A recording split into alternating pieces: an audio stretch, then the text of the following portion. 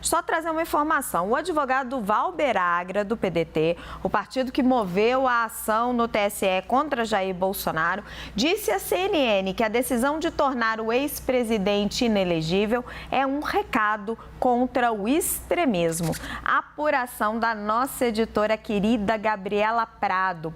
Para Agra, a função determinante do julgamento é deixar claro os princípios democráticos. Segundo ele, cumpriu-se a Constituição e também ficou bem claro que todos os mandatários precisam cumpri-la.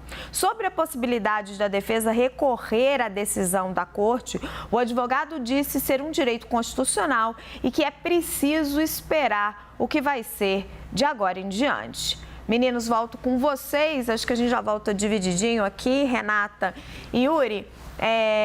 Yuri, é muito difícil a gente prever essas coisas, o roteirista de Brasil não brinca, né? Luiz Inácio Lula da Silva estava preso e hoje é presidente da República. Mas caso Bolsonaro vá ao Supremo com uma presidência diferente e se o governo não estiver tão bem assim na economia, de repente interesses diferentes, você acha que ele pode ter alguma chance por lá?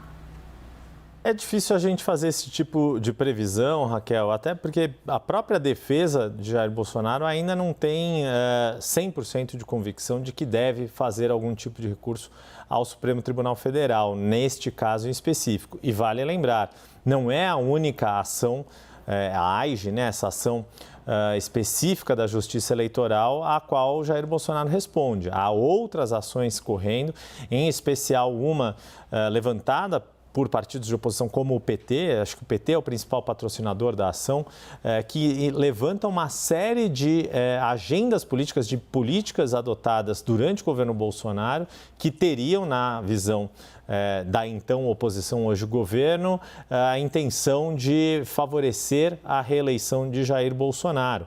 E aí se cita desde a desoneração de combustíveis, aumento do Auxílio Brasil, por aí vai.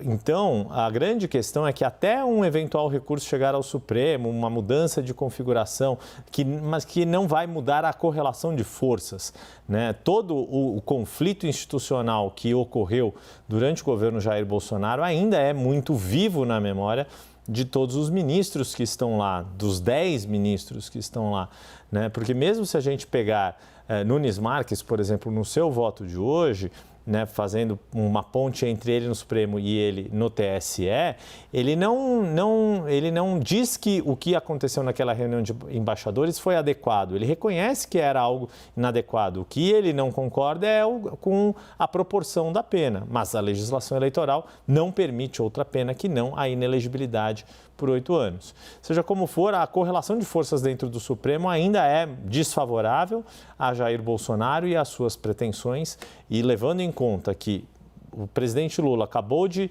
fazer a indicação de um nome, em outubro fará a indicação de outro nome. E mesmo dentro deste mandato de 2026, sem uma previsão de outras vagas se abrirem por questão da aposentadoria compulsória, nenhum outro integrante da corte vai superar os 75 anos, mas há sim uma expectativa nos bastidores de que outros ministros possam eventualmente antecipar a aposentadoria, e isso reforçaria ainda mais esta posição, esse jogo de forças contra Jair Bolsonaro.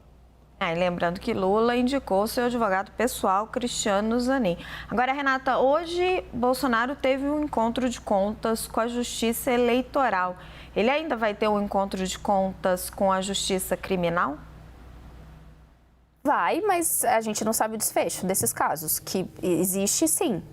Ele é alvo de uma série de investigações e isso está em curso. São muitas complicações que ele tem. Não faz muito tempo eu trouxe aqui a informação de que a cúpula do PL contabilizava quase 600 processos, dos mais variados, que Bolsonaro respondia. Desde coisas bem básicas como não usou máscara, não usou capacete numa motociata, até esse acervo na Justiça e na Justiça Eleitoral. Então, complicação não falta. O desfecho delas, aí a gente vai ter que ver, não só o que as investigações trazem, como os juízes vão enxergar esses fatos. O que a gente tem visto mais recentemente é que, conforme as apurações avançam, muito material comprometedor surge. Implicam diretamente o presidente? Não necessariamente, mas ele ainda vai digerir por bastante tempo esse rastro de problemas que ele deixou. Certamente. Bianca, a gente já tem mais um tempinho ou já chamo o Leandro Magalhães? Um minutinho, gente. Yuri, quer arrematar o jornal? Eu acho que essa tem uma consequência direta, né, que a gente vê desta ação que foi julgada hoje no Tribunal Superior Eleitoral, que é o encaminhamento desta decisão, quando sair o acórdão, provavelmente em agosto, para o próprio Supremo Tribunal Federal e para o Tribunal de Contas da União.